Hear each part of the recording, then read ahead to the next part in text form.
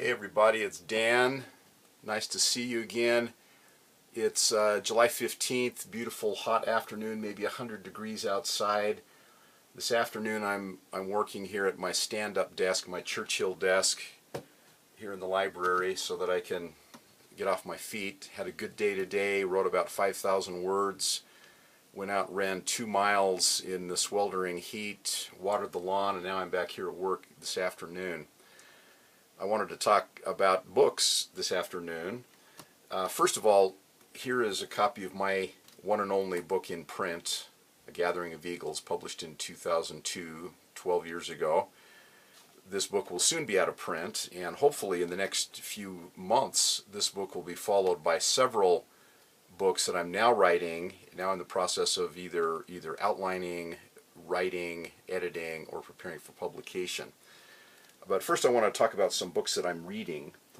I have first a couple of books that I've been reading in relation to and preparing for some things that I'm writing. First of all, I've got a really interesting book here by Lucy Rees called The Horse's Mind. This is an amazing book talking about how horses think, how they communicate, how they live, how their minds work.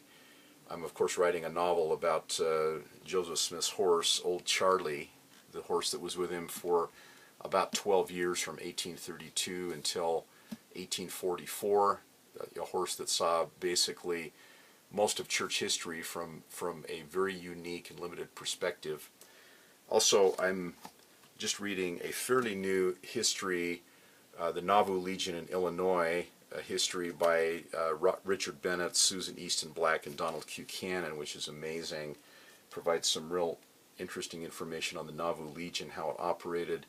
Charlie, of course, was the Prophet Joseph Smith's favorite war horse in the Nauvoo Legion, and so that's one of the books I've been reading. I have a couple of books that I'm reading in relation to future projects. I have been outlining a series of novels actually that occur in early church history, and I've been reading a history of the Erie Canal called The Wedding of the Waters by Peter Bernstein. Really interesting book. The Erie Canal, of course, running right by Palmyra, New York.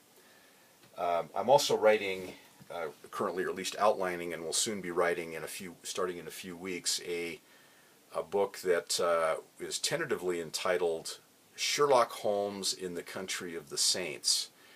I have been a fan of Sherlock Holmes since I was 12 years old. In fact, since I bought these books, the complete works of Sherlock Holmes in 2 volumes, and I remember one summer when I was about 12 years old, every night I read a Sherlock Holmes short story before I went to sleep, and have reread them many, many times. I also have the 2-volume definitive work, Annotated Sherlock Holmes by William Baring Gould, that I've been referring to. Well, Sherlock Holmes, of course, his first story, A Study in Scarlet, took place in large part in Utah, and the second part of A Study in Scarlet is called In the Country of the Saints. So what I thought I would do is I would write a novel about Sherlock Holmes called Sherlock Holmes in the Country of the Saints. It would place Sherlock Holmes in the eastern part of the United States, and then later in Utah, in the years that are called his Wanderjahre, the years that he was lost, the years that he was out of sight and kind of incognito. So that's something that I'm writing. I have a few other books that I'm currently reading. This is a book by Liz Adair, a wonderful LDS mystery writer, called The Lodger. It's actually a book I've had for several years and I've not read, so I want to read this and find out what has made Liz successful in that genre. I'm also right in the midst of reading The Last Waltz by Gigi Vandegrift. Gigi is actually a very dear friend of mine and a real mentor. Gigi is right now writing a sequel to The Last Waltz, and look forward to reading that, and I thought I'd read The Last Waltz before that comes out. Also reading Recovering Charles by Jason Wright. Jason, of course, is an extremely successful New York Times best-selling writer, and I want to kind of see what makes Jason tick. I also have a couple of other books that I'm reading for pleasure. The Distant Hours by Kate Morton. I've read one of her books previously, The Forgotten Garden, and I think it's just fantastic.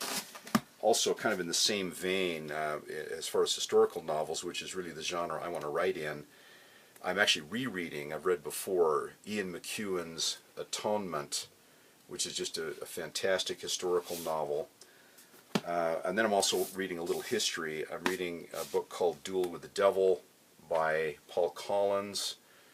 Paul Collins is also the author of a book that I really enjoyed. I read a few years ago called Sixpence House, which is the story of the English book trade, used book trade.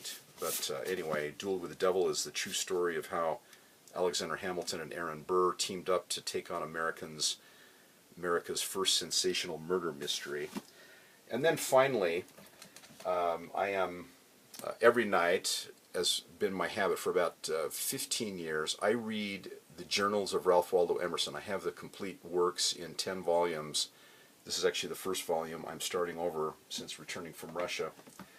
And oh, and also I forgot to mention, I have just gotten a new Kindle Paperwhite, and on my Kindle I'm reading Larry McMurtry's Lonesome Dove, and really enjoying it. So those are the books I'm reading. As far as what I'm writing, I've been diligently writing since returning from Russia, about 5,000 words a day, Monday through Friday. I'm also doing vast amounts of editing and preparation, working with graphic designers and so on, setting up a little publishing entity, working at really about 12 to 14 hours a day on my writing.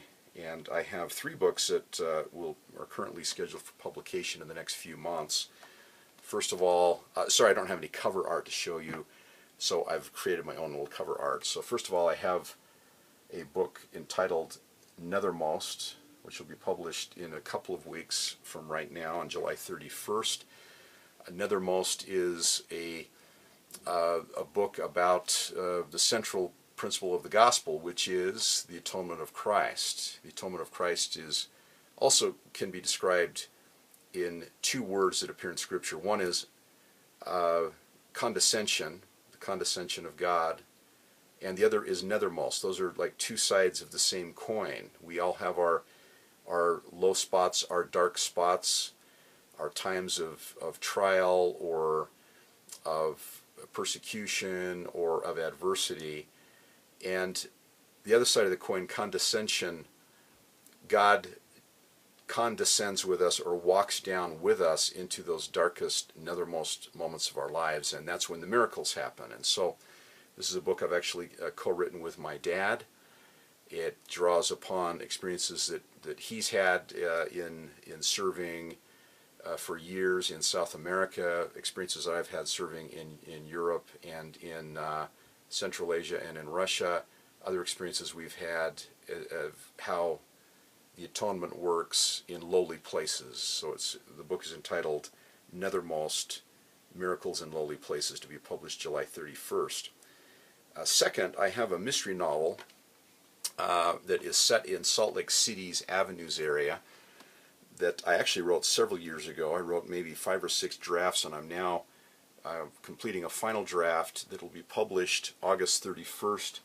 It's called Bishop Knight and the Serpent's Sting. Again, this takes place in the Avenues. Bishop Knight is a Mormon bishop. He's the oldest bishop in the church. He's also the bishop of one of the smallest congregations in the church in a very eclectic, interesting, historic part of downtown Salt Lake City. So look for that August 31st. And then, most important, the book that I'm most excited about, on September 30th, I will be publishing Old Charlie's Last Ride to Carthage.